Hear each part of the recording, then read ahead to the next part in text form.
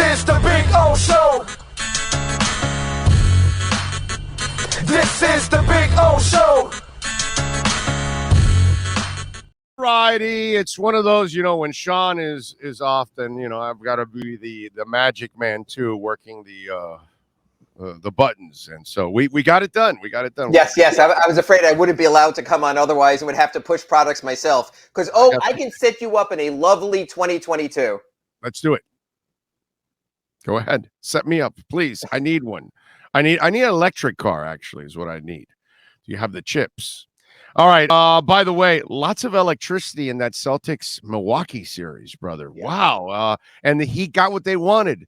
A nice 7-game series, and tomorrow will be game 7, and hopefully a couple of overtimes, and maybe an ejection or two. Who knows? And though, since we know Eric Spoelstra, the one thing he would say is he would prefer more time to prepare. So it's a double-edged sword. For Philly, they had 2 days. Philly finished their series on a Friday, no game Saturday, Sunday. They started on a Monday, or actually on a Thursday, no game Friday, Saturday, Sunday. They started on a Sunday. They had 2 days. Now it's just 1 day. The Heat are going to practice tomorrow, Sunday, at FTX Arena at 11. They will be done before Celtics-Bucks starts. So Monday will be their game plan day. The beauty of it now is that you don't have to have the guys come in and get CDs. You don't have to have film study. It'll be on their computers as soon as 6 o'clock hits on Sunday. They'll have the game plan. They'll have the strategy. They'll have their edits of their men. But they're two completely different teams. And I spoke to an NBA scout, guy who's been in the league for more than 2 decades today for the Sun Sentinel, posted my story online. He said it'll be 2 completely different series. He said against the Bucks, they're not going to guard the three-pointer. They don't. And he said to me, that'll be a series of Max Strus and Tyler Hero and Gabe Vincent and maybe even Duncan Robinson. You'll beat them over the top. Seemed pretty confident. He thought Heat in 6. He said Heat Celtics will be in the mud. It will be a bloodbath. It will be a war. He gave me a whole bunch of war analogies I don't like to use these days because a lot of similarities. Yeah. And he said he thought Celtics in 7 in that series. So I guess if my question I asked him to start the story was, if you were the Heat and you could choose, he said he would choose Milwaukee for an interesting reason. Even if Chris Middleton comes back from his knee injury, you know how it is. When you're away for a week or 2 or 3, you're not fully yourself. So his thought was, there's one can-beat-you weapon on the Bucks, Giannis. Drew Holiday's a nice player. He's a complimentary player. But the Celtics have Jaylen Brown, and the Celtics have Jason Tatum. They have 2 guys that at go time, you have to watch this guy and you have to watch that guy. So his view was, even though the Heat were swept by the Celtics in last season's first round, he still thinks that's the better matchup. And Heat Nation wants revenge against the Bucks anyway. Yes. I mean, so they're not really thinking. And Bam Adebayo said that. He said that on ESPN yesterday. He was on the Jump or whatever they call it, NBA Today, and he said, he said we're not rooting for that, but we would like our chance to exact a bit of revenge. They asked him about that. They asked him about going against Marcus Smart, who took his Defensive Player of the Year award, and Bam was really good about that. He said, "Look, that's just an individual award. I'm here to win championships." So obviously it's not personal with him, but it makes a difference. Boston has a lot of bigs. If Robert Williams comes back from the knee, we don't know that they have him. They have Grant Williams. They had Al Horford, who might be playing the best ball of his career right now. And they have Daniel Tice to give you those 6 fouls. There's a lot of big when it comes to what Boston can roll through. Yes, Milwaukee has Brook Lopez back, but not nearly as mobile to go out against the Bam, who wants to make things right in that case as well. Yeah, no, and Dedmon also will help out too, I think, against those guys too. I don't think you'll see Yurtseven. They won't go that deep. They're not playing Yurtseven in a playoff game. I know Heat fans want the big Yurt, but you know what? You're going to have 2 summer leagues. You might get more big Yurt going for a bunch more 30s and 20s. We'll see him in July. See him in July. That works. Lots of fun. Yeah, why not? He'll get his time. It all work out. Now, hey, who knows? A boatload of fouls, then big old Yurt may end up being called upon. Then you know what? They'll play PJ Tucker at center. They've shown they can work other ways. True. Hell, they played Markieff Morris in Game 4 in Philly. So God bless Big Yurt, but he still has to learn how to play playoff level basketball. Yeah. There's no doubt about it. Does it matter?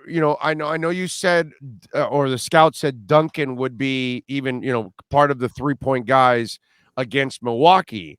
But against Boston, then I'm thinking it's more of a Caleb Martin, because you're going to need as much perimeter defense as possible. Absolutely. His thought, and also against Milwaukee, there's more guys you can put a Duncan on defensively. You could put him on a Grayson Allen. You could put him on a Wesley Matthews. I guess what I'm trying to say in a nice way is you can hide him defensively against more players against Milwaukee because of who they might have on the floor. Even a Pat Connaughton who's going to shoot mostly threes, it's hard to do it against Boston. If Boston has Horford out there and Jason Tatum and Jaylen Brown out there and Marcus Smart, and the guard they got from San Antonio late in the season, they're going to have more scoring or what we call live options. So it would be more difficult for Duncan. And this is what Eric Spoelstra told us. He told us it will be all about matchups. And I think to a degree, that's what we're seeing.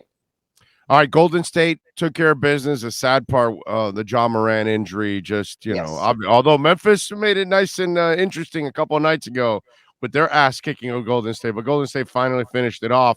What do you see tomorrow night with Mavs and Suns? Because that thing is knotted up, and every time you think the Suns have control, then the Mavs go home and then kick their ass. Well, but they're not going home. Not going home, and they're going to Phoenix. I will say this, from a Heat perspective, there is interest in that series for this reason. Dallas is the only opponent in the NBA Finals that the Heat can play that they could have home court in the NBA Finals. Now, I'm not saying Dallas is going to get past the Suns and the Warriors. That ain't happening. But I'm just saying from perspective, and here's something interesting, Orlando, to sort of mull about also. If the Heat would have won that meaningless regular season finale in Orlando, they would have home court against the Warriors in the NBA Finals. They finished tied. Golden State got the tiebreaker because they won the season series 2-0. So if the Heat would have won that game, they would have been the home team. You know what? Remember we talked about meaningless game, don't play anyone. It just shows you that games can be more meaningful after the fact than you ever thought about in the first place. I think the Suns at home are the better team. I think the Suns are the only team that have any chance to beat the Warriors in the Western Conference Finals. And I'd say right now, based on sample size, I think the Warriors are going back to the NBA Finals. Yeah, no, the Warriors have looked really, really good. Yes. Overall. Why do you give the Warriors the edge over the Suns? I just think they're shooting. I just think they're championship mettle. I think these guys, after what they went through with the injury absences, they want to get back to who they are. And I think they've been a little, even though they had that meltdown game in Memphis in Game 5, I think they've been the more consistent team. What Phoenix has looked like in Dallas is getting me a little bit concerned, Big O. It's like, I thought they were great.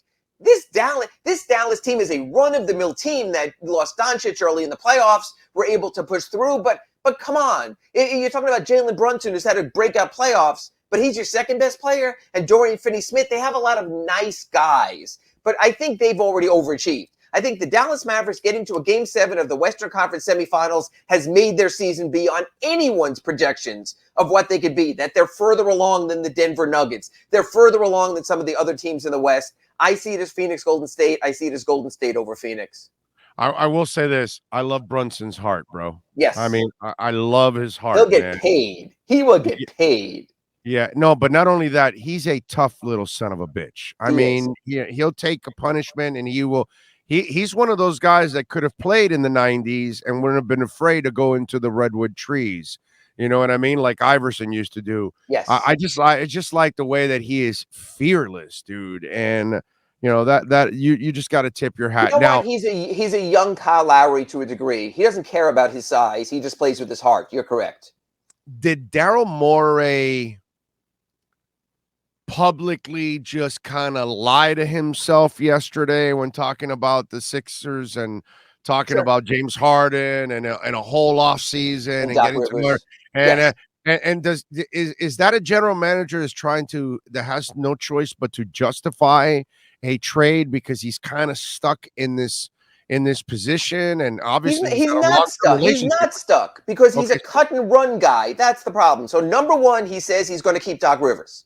He also said that he wouldn't trade James Harden. He also said that he wouldn't leave the Rockets. He's also said a bunch of things, and he's changed his heart. I believe that Doc Rivers will leave the Sixers if he has a chance to get the Lakers job, and you can have a mutual parting. We've decided to mutually part. Doc goes back to LA, gets a chance with a great championship contending team.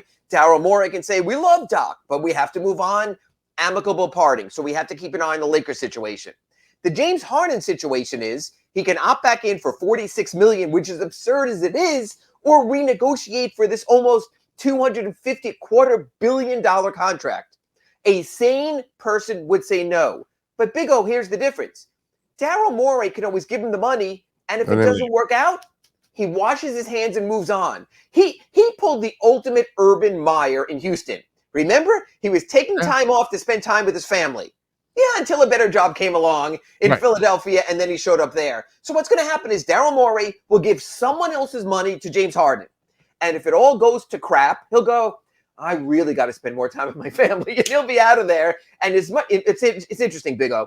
For as much as you, and just to fill people in, Big O from the get-go expressed reservation of giving Kyle Lowry 3 years at $85 million through his 38th birthday. Big O expressed reservation. This is on the record in August about giving Jimmy Butler a $220 million total package that takes him to his 36th birthday. And yet I would posit to you, Orlando Alzugaray, this. Neither of those contracts would be as bad as giving James Harden $250 million. Because those are character guys, and James Harden is not. So yes, I completely understand that. And as for everybody that has not kept up with it, I worry about the back end of those contracts. Right. That's why this run here is very, very important for the Miami Heat. To maximize the value of the contracts on the front end, so you could say, so you and I, when we're still doing the Big O show years from now, and we're talking about Acura Pembroke Pines flying cars 5 years from now, how you can say, you know what, Ira? It doesn't matter now about Kyle and Jimmy, because when we won those 2 championships back in 22 and 23, it made this moment still worthwhile for what this franchise has accomplished. Pat Riley has always lived in the moment. He is living in the moment now, and God bless him, because Heat fans are getting to enjoy the moment. Amen to that. They got to take advantage of that run right damn now. All right, what else are you working on the Sun Sentinel so folks can check it out and subscribe, folks, please? Did a really interesting interview. Udonis Haslam has gone hockey crazy.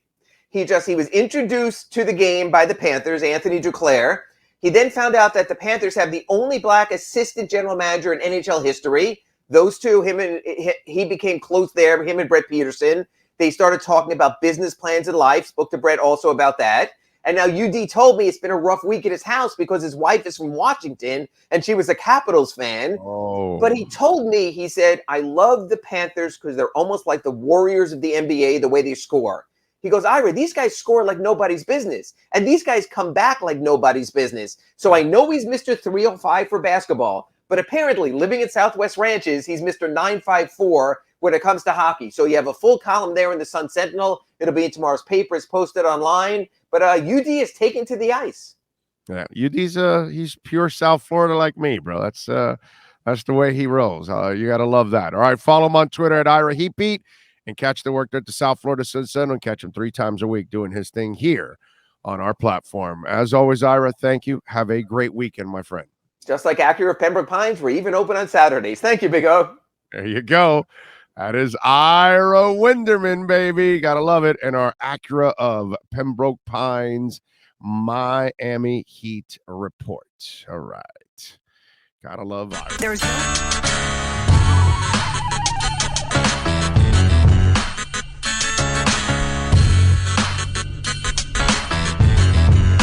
This is the Big O Show.